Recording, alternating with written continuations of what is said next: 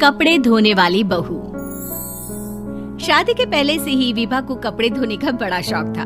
कभी नल के नीचे तो कभी तालाब के पास। अरे मेरी नीली वाली लुंगी नहीं दिख रही है। विभा की अम्मा कहाँ रखी है लुंगी? अरे वो तो विभा ने परसों ही धोकर रखी थी आपकी अलमारी में। देखो वहीं होगी। वो ना मैंने आज धो दी, मुझे लगा कि गंदी हो गई होगी। अरे कैसे गंदी हो गई थी? उसे तो मैंने पहना भी नहीं। हे भगवान, इस लड़की के कपड़े धोने की आदत से परेशान हो गया हूँ मैं। जितना तो घर में राशन नहीं आता उससे कहीं ज्यादा डिटर्जेंट पाउडर का खर्चा है। इसकी शादी करवा दो, शादी जाए अपने घर में ही करे काम, फिर चाहे घर के कपड़े धोने हो या पूरे गांव की। हाँ ठीक बोल रही हो, देखता हूँ मैं कोई लड़का। वो दिन भी आ जाता है जब विभा को देखने लड़के वाले आ जाते हैं। लड़की मुझे अच्छी लगी। होने वाली सास कहती है, बेटी अगर कुछ पूछना है तो पूछ लो। वैसे तो हमारी लड़की बहुत ही शर्मीली है, जो बोल दो वो मान लेती है, इसे क्या पूछना होगा। अरे कैसी बात कर रही हो माँ, मुझे इन लोगों के घर रहना है, सवाल तो कई है। हाँ हाँ बेटा पूछ लो ना, क्या पूछना है। आप लोगों के घर कपड़े कौन धोता है? सास का मुंह बन जाता है। देखो अगर तुम ये कहना चाहती हो कि तुम्हें कपड़े धोने नहीं आते तो सुन लो, कपड़े मैं ही धोती हूँ, लेकिन तुम्हारे आ जाने के बाद मैं रुमाल तक नहीं धोऊंगी। अरे चुप रहना भगवान, बहू बेचारी घर आई नहीं, उसे डराना शुरू कर दिया। वो क्या है ना बिटिया, अभी तक तो ये कल्लू की माँ ही धोती थी, लेकिन अब तुम्हारे पापा तो दहेज में वॉशिंग मशीन देंगे ही। तभी विभा की माँ बोल पड़ती है, सवाल भी पूछा तो क्या। वैसे भाई साहब, मशीन की तो फिर भी कपड़े धोने की कैपेसिटी होती है। मतलब जो बिटिया दे रहे हैं ना विभा, इसे कपड़े धोने का बहुत शौक है। ये आप लोगों के क्या आस पड़ोस गांव मोहल्ले सबके कपड़े धो दे और उफ तक ना करे। बाहर देखा नहीं आपने कितने कपड़े सूख रहे हैं? सब हमारी बिटिया ने ही तो धोए हैं। बस भी करो ना माँ, शर्म आ रही इतनी तारीफ सुनकर। और तो और एक दाग निकाल कर दिखाओ तो मान जाओ। हाँ अच्छा माफ करना बेटा, मैंने गलत समझा। हमें तो रिश्ता बहुत पसंद है। और ऐसे जुड़ जाता है रिश्ता कपड़े धोने का शौक रखने वाली विभा का। उसकी शादी हो जाती है कोयला फैक्ट्री में काम करने वाले कल्लू के साथ। शादी के बाद अचानक विभा चिल्लाती हुई सास के पास आती है, सासू माँ, अरे सासू माँ कहाँ है आप? ये तो धोखा है, धोखा दिया आप लोगों ने मुझे। इसे ससुर के चक्कर के बारे में पता चल गया। अरे तो उसमें तुझे क्यों धोखा मिला है? अरे नल में पानी नहीं आता, कपड़े कैसे कब धुलेंगे? अच्छा तो पानी नहीं आ रहा उसकी बात कर रही है। तो आपने क्या सोचा? कुछ नहीं।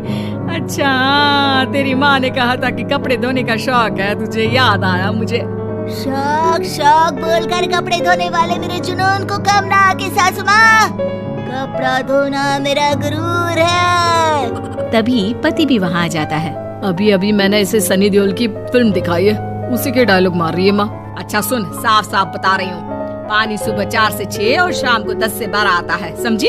विभा टाइमिंग सुनकर हैरान हो जाती है। ये क्या भूतों का मोहल्ला है? सुबह 4 बजे उठकर कौन कपड़े धोता है? 4 बजे टंकी में पानी जाता है, फिर सारा दिन धोना ना, किसने मना किया? अरे कैसी बात कर रही है? 200 लीटर की टंकी में कितने कपड़े धो लूंगी मैं? सुबह ही उठ जाऊंगी मैं। अब क्या था, विभा सुबह 4 से लेकर रात के 12 बजे तक कपड़े ही धोती रहती। एक रोज सास पड़ोस से निकलकर कहीं जा रही होती है कि साथ वाली कहती है, हाँ कल्लू की माँ, जरा ये बताओ कि 2 साड़ी है, 2 ब्लाउज और एक पेटीकोट और एक नाड़े वाला लंबा कच्छा। हाँ तो? अरे तो क्या कितना लोगी धुलाई, ये बताओ। धोबन दिख रहे हैं हम क्या? हमारे पति सरकारी नौकरी से अभी रिटायर हुए हैं और बेटा सुपरवाइजर है कोयला फैक्ट्री में।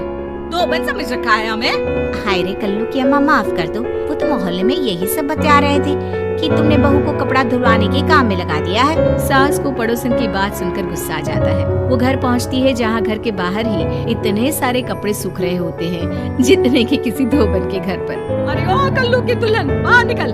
माँ जी यहीं आ जाओ, बाथरूम में चादर धो रहे हैं हम। अरे अभी हम धोते हैं, तुमको बाहर निकलो। ये आस पड़ोस वाले बोल रहे हैं कि हम बहू से कपड़े धुलवा कर उसे कपड़ा धोने वाली बना दिए हैं। अरे छोड़ो ना माँ जी, किन लोगों की बातों में आती हो? आस पास के लोगों का तो काम ही होता है कि वो किसी तरह सास बहू को लड़ा दे। बहू सारे घर के कपड़े धोती है, ये क्या कम है? बोलिए।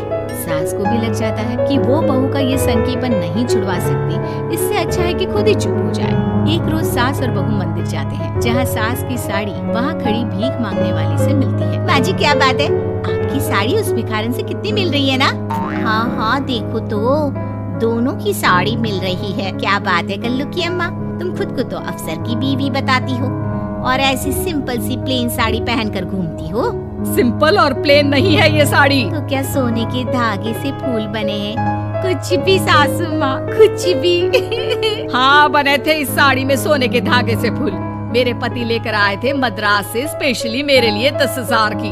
ताहे भाई साहब इस भिखारन के लिए भी सेम टू सेम साड़ी लेकर आए होंगे 10,000 की। सास उस वक्त तो कुछ नहीं कहती, लेकिन बहू के साथ घर आती है और अलमारी से एल्बम निकाल कर लाती है। ये साड़ी देख रही है, ये वही साड़ी है जिसे मैंने अभी पहना था। इस साड़ी में ये जो चमकदार फूल दिख रहे हैं ना, ये सोने के धागों से काढ़े गए हैं। लेकिन तू लोकल वॉशिंग मशीन ब्रश से घिस घिस कर सारे फूलों को निकाल कर साड़ी प्लेन कर दी। मुझे माफ कर दीजिए सासू माँ। और तो और, जब मैंने तुझे तेरी गलती के लिए कुछ नहीं कहा, लेकिन तूने तो सबके सामने मेरा मजाक ही बना दिया। क्यों? बहू को समझ में आ जाता है कि अब से उसका कपड़े धोना बंद।